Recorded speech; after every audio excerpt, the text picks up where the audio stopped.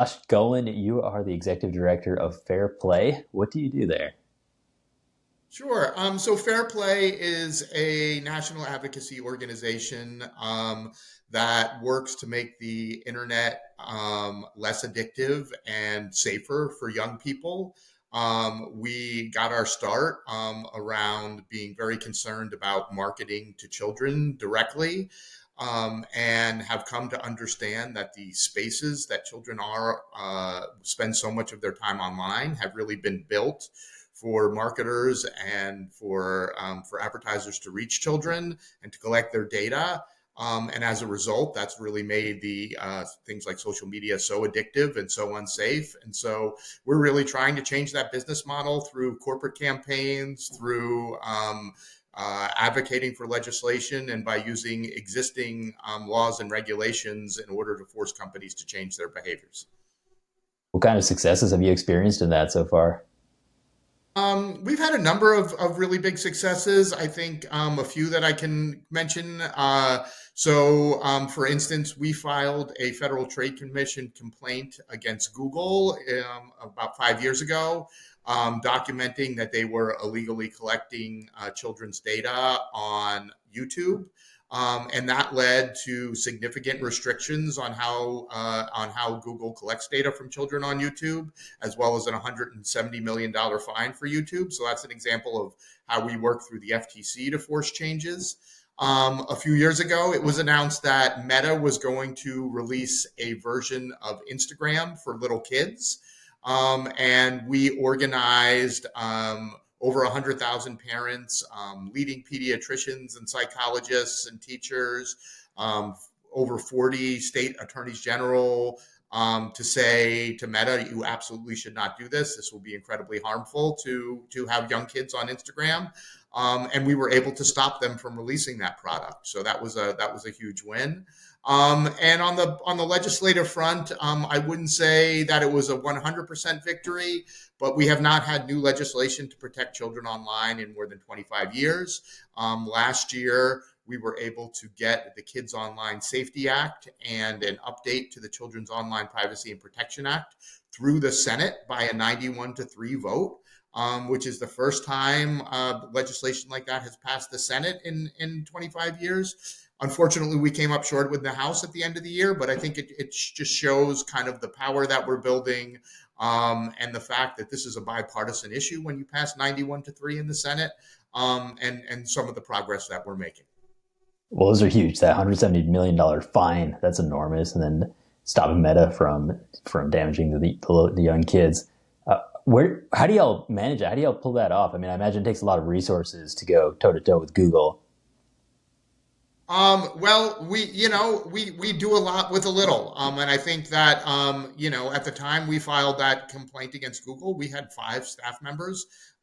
We have significantly more. We have 15 now, but still very small compared to Google. But, one of the things that we do is we're very careful in researching and understanding what these platforms are doing. And then we really rely on the fact that we're bringing newsworthy and novel approaches to trying to regulate these companies or pointing out things that they're doing wrong. And so we get a ton of earned media around what we do. So, if it was just us trying to get the word out, that would be really difficult. But when, you're featured in the New York Times or Washington Post or Good Morning America, that greatly increases your reach. And so just being really smart about the campaigns that we bring and being media savvy to make sure that we get that media attention has allowed us to, I would say, punch above our weight.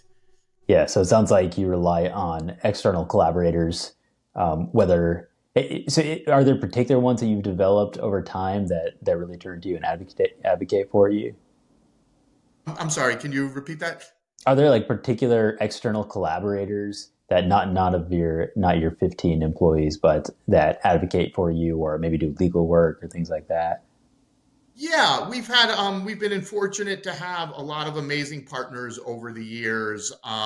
So everything that we do in coalition, and we try and get other groups to join us. Whether it's Common Sense Media or Public Citizen or all sorts of groups that have a long history of advocating on these issues.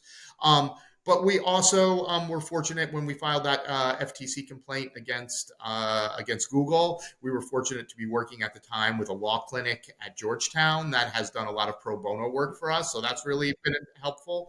And I think in the last couple of years, what has been the most amazing thing is we have something called the Children's Screen Time Action Network, where we house all of our grassroots advocates. So these can be pediatricians, psychiatrists, teachers, and a lot of parents.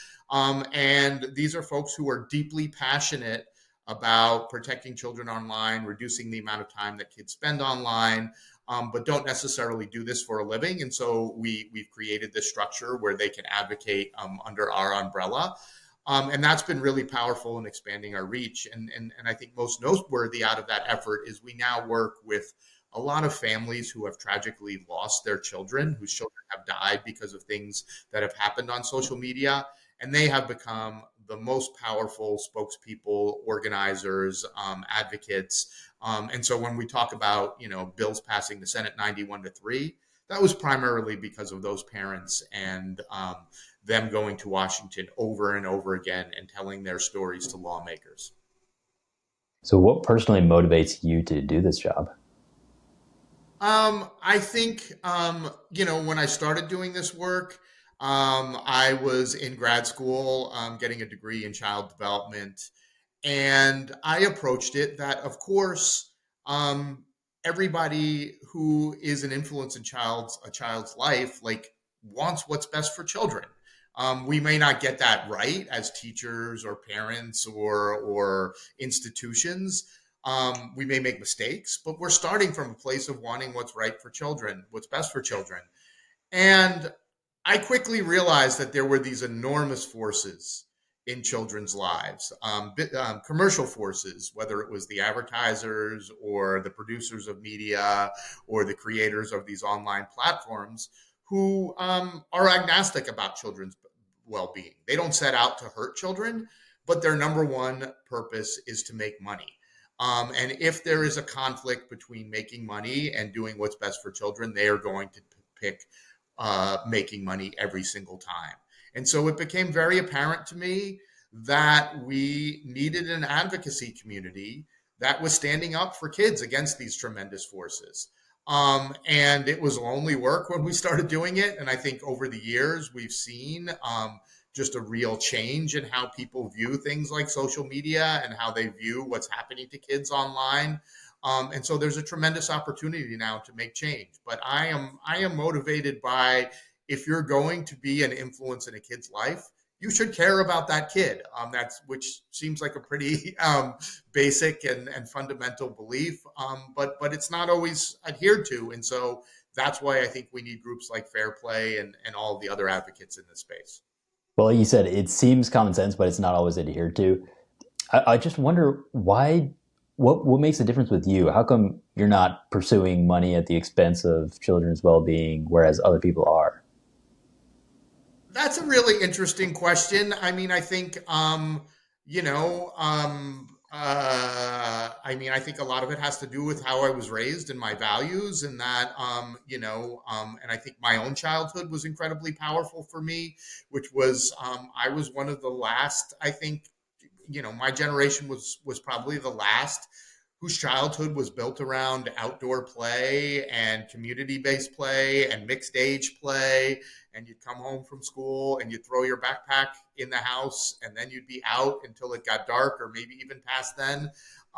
And you were making up your own games, and there wasn't really a lot of money to be made off of us, right? We needed like some basic sports equipment,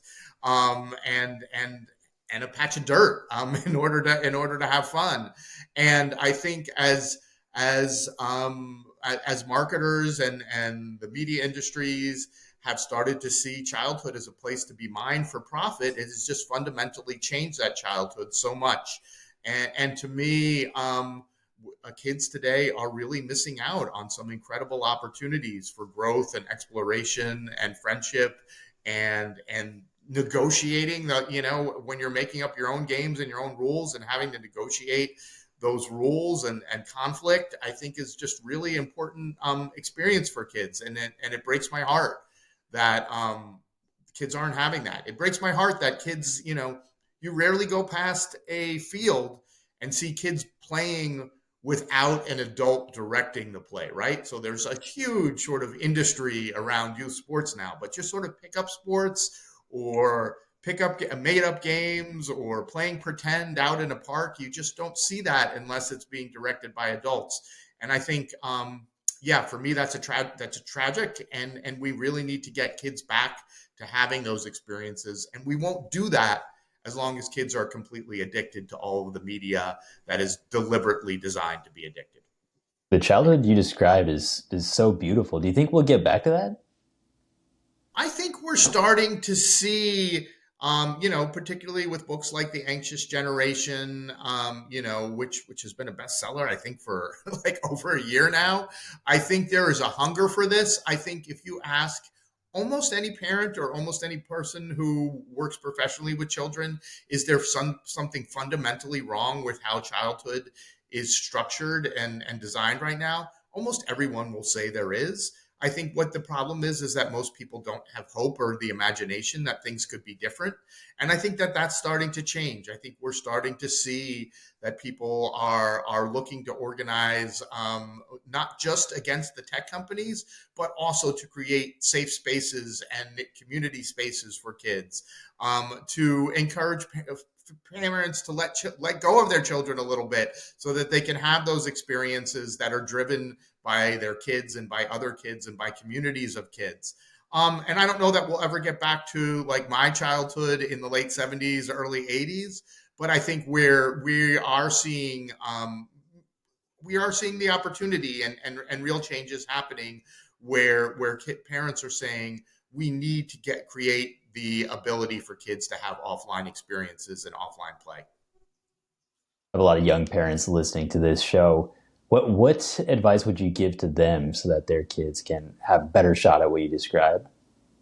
I think, when we try and see our kids' relationship with tech as only as something that affects our own family and we need our own family's rules, of course, those things are important. Of course, we need to put limits on our children. We shouldn't allow our kids to have phones in their bedrooms.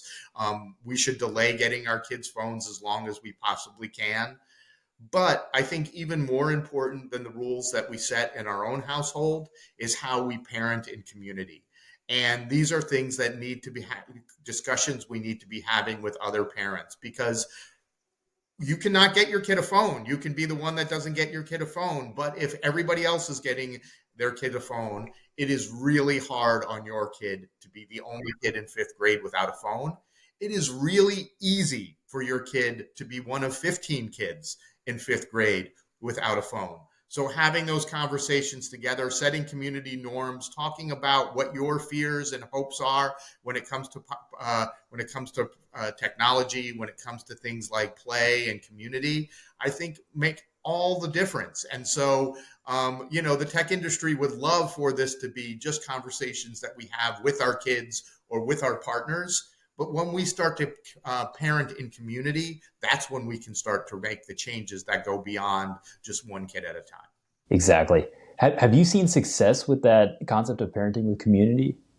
Absolutely. There's a program called Wait Until Eighth, where parents pledge with other people in their school to wait until at least eighth grade to get their child a cell phone, and the pledge kicks in once you get to 10 parents in your grade. My understanding is that that's happening at scale all over the country. Like hundreds of thousands of parents have pledged, and thousands of these pledge have hit the 10 kid mark, and so they've gone into effect. And so then you all of a sudden, it's a difference, right, between like, am I going to get my kid a phone in fifth grade? And all the problems that come with it, or am I going to be the parent who's the only kid in fifth grade who doesn't have a phone? Now, all of a sudden, you have thousands of communities that are saying, no, every kid is not going to get a phone until eighth grade. I think that makes a tremendous difference. Yeah. Wow. Okay. That's an interesting concept. I didn't realize that it doesn't kick in until you have some critical mass, which makes it easier for sure. So I'd be curious to hear your specific role as executive director. So from the entrepreneurial side, What do you do to be an effective executive for your team? I think the most important thing that I do is I hire well, and then I try and get out of the way.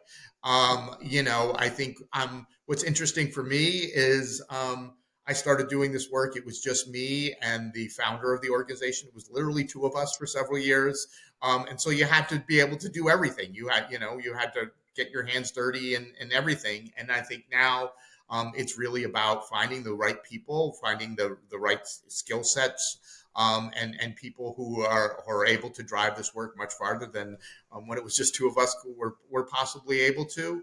I see my role as really understanding where the trends are in the tech industry and where we need to be, so we're not fighting yesterday's battles, but really fighting to protect kids into the future.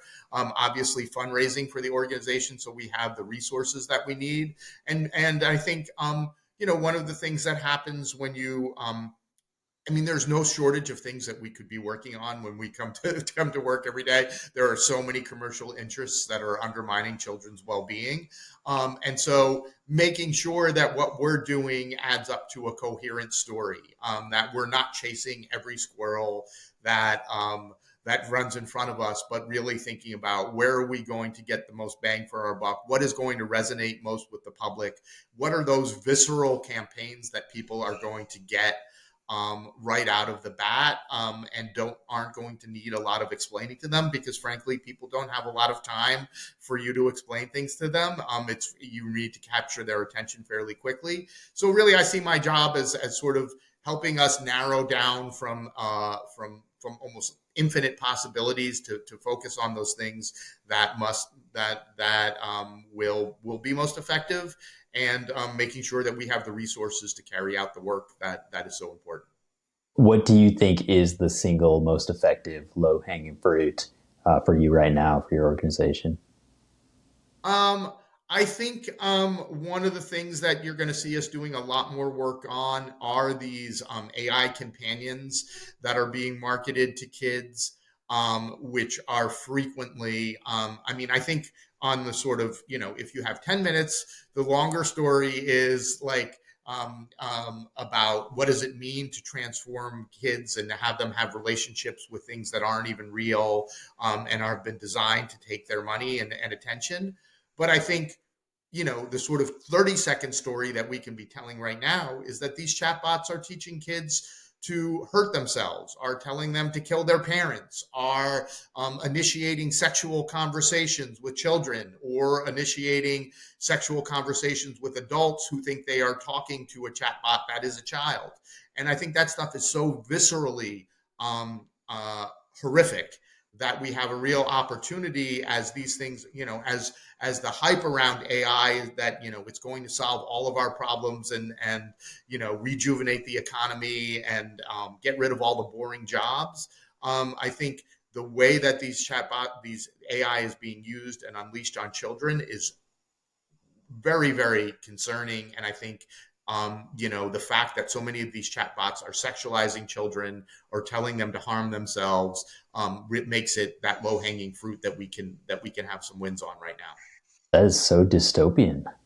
It's so dystopian. There was a huge piece just yesterday in the Wall Street Journal about Meta's AI chatbots and how they are having sexual conversations. You can like chat with a celebrity, and then children will all the chatbot will actually push the conversation to be more sexual, because that's what keeps kids engaged. I'm glad to hear that the Wall Street Journal is publishing something helpful. Yes. You had mentioned earlier that part of the reason why you do this is because of the values you were raised with. What are those values? Um, the values that I was raised with are speak up when you see injustice, and that relationships are more important than profits. That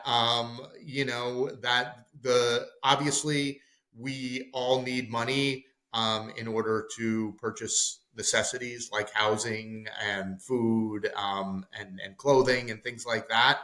But beyond meeting our basic needs, it's not actually money that makes us happy. It is community. It is a sense of purpose. It is living a life in line with our values. And so, to me, valuing community and justice, and prizing the ability to speak up when we see injustice is really important. I was, my parents were activists, or still are activists. They're in their 80s, and I think that, I think that had a real impact on me. Beautiful. That's exactly right. Thank you, Josh. Thanks for what you do at Fair Play, and I hope you continued success with that. Thank you so much. It was great to talk to you.